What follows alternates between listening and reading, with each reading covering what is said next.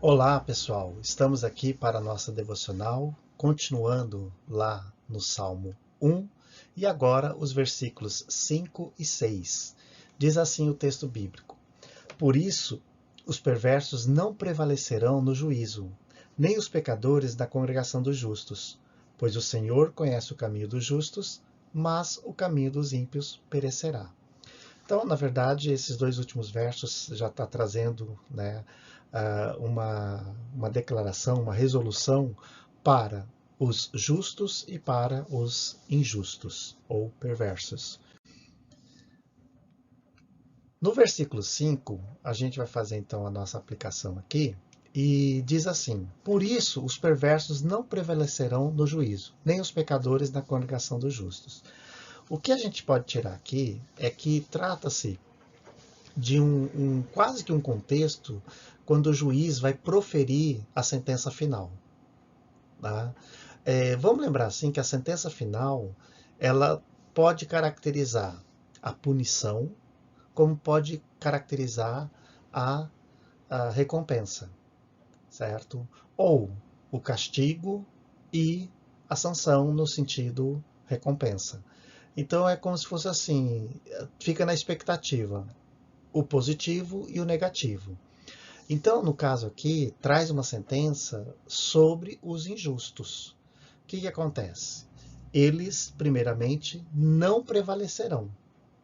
Os injustos não vão prevalecer. Isso a gente precisa traduzir melhor para a gente ter uma característica de o que significa essa sentença final, né? A primeira delas é que, literalmente, eles serão eliminados. Comentar aqui, pessoal, que isso não diz a nós o critério de fazer justiça com as próprias mãos. Jamais. Certo? Mas a declaração dessa sentença final é em relação a Deus. Deus está fazendo esse decreto. Então, veja bem, a gente não tem, veja bem o que eu vou dizer, nós não temos esse conhecimento e até mesmo esse poder de determinar a eliminação do outro na voz de Deus. Então, deixar que a própria voz de Deus flua sem a nossa interrupção. Então, uma coisa é certa, os injustos, os perversos, os ímpios, os pecadores, não vão prevalecer. Então, de alguma forma, eles serão eliminados. Como isso pode acontecer? Aí, né, na história da Cabala, a gente vai encontrar um monte de aplicações. Mas uma delas é que eles não participam, né, juntamente com o povo de Deus. Mas vamos caminhar. Outra, eles não têm comunhão. Então, eles não têm nenhum tipo de conexão ou relação com Deus. E para quem, né, entende um pouco do sentido da religião, né, o religare, então essa obstrução da comunhão favorece com que os injustos eles acabam percebendo que eles estão sem conexão com o Criador. E, obviamente, né, aí vai dizer assim que são os sem justificação. Para quem, né, já adiantou aí no estudo, sabe perfeitamente que todo o contexto que o apóstolo Paulo usa para explicar a fé no Novo Testamento, a fé baseada em Jesus Cristo, está dentro de uma linguagem forense, ou seja, de uma linguagem que trata sobre crime, mas que dentro do julgamento vai explicar por que então aqueles que depositaram a fé em Cristo, que foi condenado, acabam sendo perdoados, absolvidos, libertos. Então, ele vai usar toda a argumentação jurídica para exemplificar e dizer: diante disso, os que creram em Cristo são justos, são justificados.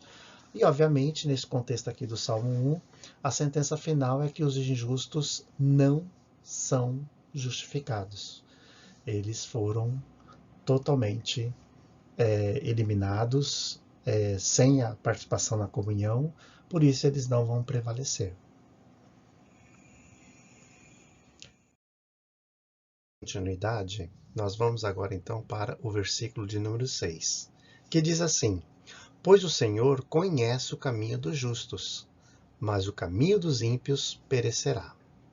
Bom, vamos fazer a explanação aqui e já quero trazer assim de que a expressão o Senhor conhece já é um bom indicativo para a gente entender esse versículo. Quando a gente diz que o Senhor conhece, o Senhor sabe, é porque aqui já está se revelando um dos grandes atributos de Deus, que são os atributos naturais, onde demonstra a sua presciência. Essa afirmação, Deus conhece todas as coisas, ela é necessária porque é como se fosse assim, Deus antecipa todo o resultado na vida de uma pessoa. Deus, então, ele já conhece o que vai acontecer tempos depois. Por isso que a orientação divina, ela, pelo próprio nome diz, orientação divina, é porque ele conhece e ele sabe qual é o melhor caminho. Então, essa afirmação já diz, olha, Deus já conhece como que vai ser o final dos injustos, mas também conhece o final do caminho dos justos. Então, vou até comentar aqui com vocês. A teologia, ela tem o seu ponto de partida a partir da temática o conhecimento de Deus. Então, o conhecimento de Deus é tão grande que ele chega a ser misterioso. Então, veja bem o que eu vou dizer. Nós não conseguimos acessar o conhecimento de Deus. Deus é que deixou-se ser conhecido. No processo de revelação, desde a questão natural até na pessoa de Jesus Cristo, são processos aonde ele se deu a conhecer. Então, através desses processos de revelação é que nós conseguimos conhecer a Deus. Então, o conhecimento de Deus é como se fosse uma rota que na linguagem de James Packer é a rota que é conduzida pelo Espírito Santo. A outra questão que nós temos aqui é, como eu já falei, né, essa expressão o Senhor conhece já determina causas e consequências. Né? Deus já sabe qual é a causa e, obviamente, qual vai ser o resultado. Diga-se de passagem, até as orientações divinas, elas estão dentro dessa metodologia. Quando Deus faz um pronunciamento, um decreto, ele sempre direciona para falar assim, olha, esse é o problema de vocês, esta é a causa. Mas se vocês fizerem isso, isso e isso, então acontecerá aquilo. Seja positivo ou negativo, principalmente nos textos proféticos. Né? Por exemplo, por 3 vezes já falei sobre o pecado de Israel. Né? Ou seja, já está dizendo qual é a causa. Naqueles dias vocês clamarão e não haverá visão. Então, é uma consequência. Então, a diretriz, quando é divina, ela já indica quais são as causas e quais são as consequências. E, obviamente, né, um terceiro aí é aquela aprendizagem que na psicologia chama de estímulo e resposta. Tudo aquilo que é estimulado vai trazer uma resposta, seja ela positiva ou negativa. Assim como também o estímulo provocado pode ser positivo ou negativo. Então, a gente tem aqui nesse verso 6 uma declaração que está em cima dessas, vamos aqui dizer, estratégias de entender como que Deus conhece. Deus conhece porque ele é onisciente, Deus conhece porque ele já entende a respeito das causas e consequências, e Deus conhece porque a situação pela qual o ser humano, o povo de Deus, é estimulado, vai obter respostas. Né? Nesse caso do Salmo 1, que fala sobre o justo e o injusto, sobre o que segue o caminho que Deus determina e aqueles que não seguem o caminho, então está dentro dessa síntese de que o Senhor conhece o caminho de cada um, dos justos e dos injustos.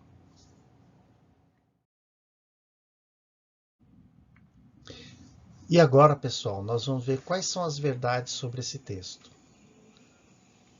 A primeira delas é que, baseando-se lá em Jeremias, a gente tem, né, os chamados dois braços de Deus. De um lado, nós temos a justiça, Deus é justo. E do outro lado, nós temos a misericórdia. Como nós estamos falando aqui de o caminho do justo, o caminho do perverso, eu tenho que fazer conexão aqui. Por exemplo, é muito comum, né, o líder, ou até mesmo os pais, perceberem que o membro da igreja está no caminho da injustiça, assim como também os filhos. E é natural que a gente se preocupe e até faça algumas palavras assim de julgamento. E dizer assim, toma cuidado, a mão de Deus vai pesar. Olha aí, porque você não vai participar na comunhão dos santos. Você vai sofrer as consequências e tal. Às vezes é uma linguagem assim até pesada. Mas veja bem, eu vou aqui fazer uso do pensamento calvinista, que, que muitas vezes as pessoas entendem errado, mas é para a gente entender, né, aqui como que é valoroso. Que diz assim, se você vai pecar, peca com toda a intensidade. Porque na mesma proporção que você vai pecar, na mesma proporção você tem que crer na salvação. Então, é como se fosse assim, de um lado, quando a gente fala misericórdia, tem o consolo dado por Deus por aquele pecador que se arrepende. Ou daquele sofrimento que o humilde está passando em decorrência da prática do ímpio. Assim como também Deus avisa, Deus fala do caminho da justiça, a pessoa tem experiência com Deus, mas a pessoa acaba indo para o caminho errado. Então, obviamente, não é o braço da misericórdia que vai ser estendido, vai ser o braço da justiça. E aí vem aqui algo para a gente bem claro. Não nos compete determinar quem está no caminho da impiedade e quem está no caminho da justiça. Compete sim a nós exercer a misericórdia e alertar a respeito do exercício da justiça. E quando eu estou falando aqui, eu estou dizendo a respeito da vontade de Deus. Então, por exemplo, se a pessoa fez uma coisa hedionda, porém se arrepende, ela está dentro de uma configuração que faz parte do alinhamento bíblico para ser conduzida à redenção. Então, eu não posso ser, vamos aqui dizer, fatalista ou ter um senso de juízo muito alto a ponto de não exercer a misericórdia. Certo? Mas nesse texto, falando dessa linguagem de justiça, então a gente vê claramente que há uma sentença em dizer que o caminho dos ímpios não prevalecerá. Certo? Outra é que o juízo divino, né, como eu já falei no slide anterior, é uma sanção com dupla aplicação, positiva e negativa. Né? O negativo é a punição vão ser eliminados, e o positivo é que há uma recompensa, vão ser abençoados. Eu vejo assim muitas pregações aí, né, trazendo a prosperidade bem conectada com o sentido das posses, com o sentido da riqueza. E a gente tem que não vou dizer que não há bens envolvidos no sentido de prosperidade, mas a gente tem que aprender a valorizar a experiência que as pessoas têm no contato com Deus, sem direcionar para o caminho do dinheiro. E por quê?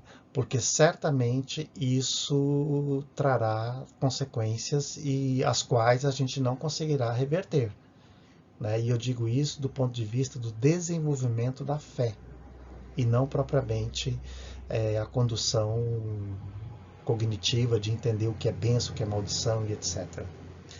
Assim como também começar a pegar todos os sentidos negativos da vida e considerar isso como maldição. Por exemplo, doenças. Então a pessoa, ela foi acometida, começa com resfriado, virou uma pneumonia, quando percebe é um câncer e depois estado terminal. E naturalmente vem dizer que isso é maldição, né? Quando você vai para o estudo bíblico, você vai perceber que o termo doença aplicado à vida de Jesus não é o termo de uma gripe, não é um termo de uma paralisia, não é um termo de um paralítico. É um termo muito forte, que é um tipo de doença, um tipo de sofrimento que gera o amor, que é a pathos. E que, em certo sentido, vem determinar o que é patologia. Então, tomar cuidado, porque de repente a gente não está totalmente alinhado com o sentido bíblico, certo?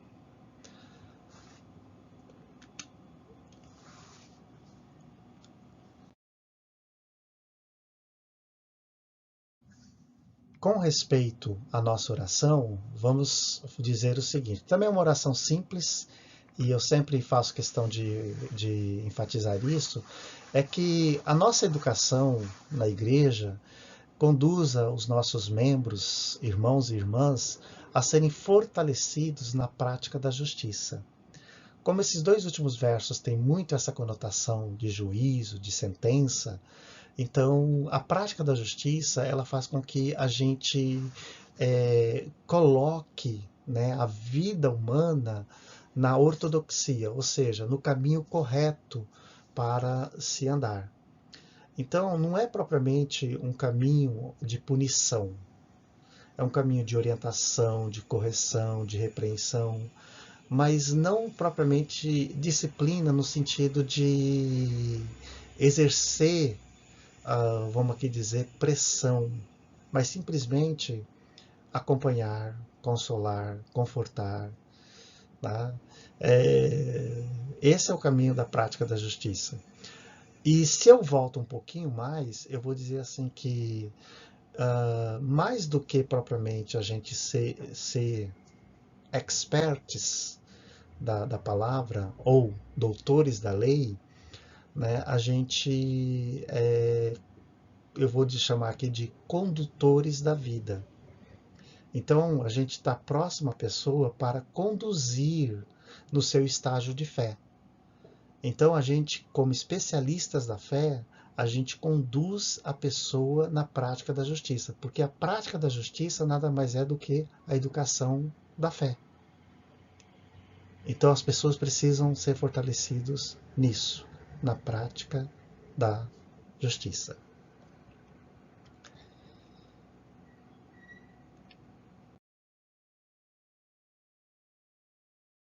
E agora, né, pensando aí no ministério da igreja, então eu considero o seguinte: a expressão congregação dos justos, ou a comunidade dos santos, dos fiéis, eu já até falo aqui, né, quando a gente vai definir igreja, primeiramente no conteúdo bíblico e depois na sistemática, na teologia sistemática, a gente encontra várias definições. Uma delas é que communio ecclesiarum, ecclesia, ou Fidei Ecclesiae, ou seja, a comunidade dos santos, a comunidade dos fiéis. É porque em alguns momentos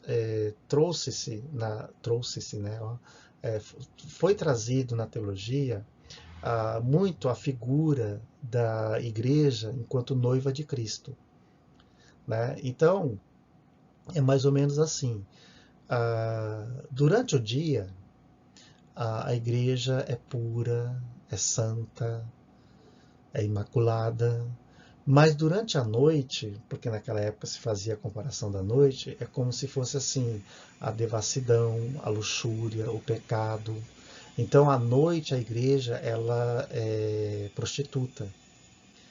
E aí, os cristãos, como tinham o costume de se reunir, né, às escondidas, então caracterizou-se muito isso, né, a comunidade dos santos, dos fiéis, porque entendiam que eles conseguiam se purificar no período que não era para se purificar, que era o período da noite. Então, são apenas ligações. Mas o que acontece? É que essa expressão, congregação dos justos, tem muito a ver com a maneira do grupo se reunir, mas que expressa a qualidade da fé. Então é como se fosse assim, né? A gente se reúne porque a gente cuida da qualidade da fé que nós desenvolvemos. Então o que a igreja é? A igreja é uma educadora da fé, uma educadora da qualidade que cada um representa no corpo. Essa mesma igreja tem que aperfeiçoar, aprimorar, ou uma outra palavra que eu sempre uso, otimizar o testemunho. E por quê? O testemunho ele é uma prova, ele é uma autenticação cuja experiência é validada também na pessoa de Cristo, na verdade da palavra e principalmente na vida da igreja. Então, quando a gente ensina as pessoas a aprimorar esse testemunho, a valorizar e dar, vamos aqui dizer, né, uma linguagem mais comum, up, né, dar uma levantada, faz com que as pessoas se sintam pertencentes à comunidade e que elas são cada vez mais, vou aqui dizer, tocadas pela vontade de Deus. Então, nesse sentido, o que acontece? A gente constrói pessoas que se preocupam com o aperfeiçoamento constante da vida. E a verdade de que quando a gente permanece na igreja, a gente frutifica. Né? O texto bíblico lá de João diz assim que permanecei em Cristo, porque ele é a videira tal, e ele produz muitos frutos. Então a gente permanece em Cristo para frutificar. Pegando a mesma ideia, a gente está na igreja e, querendo ou não, a gente sempre tem aquela ideia assim, adorar, louvar, exaltar, mas igreja é sinônimo de ministério, é sinônimo de serviço.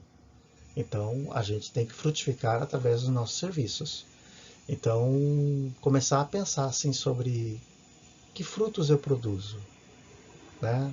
Em outras palavras, onde eu me insiro na comunidade para o trabalho.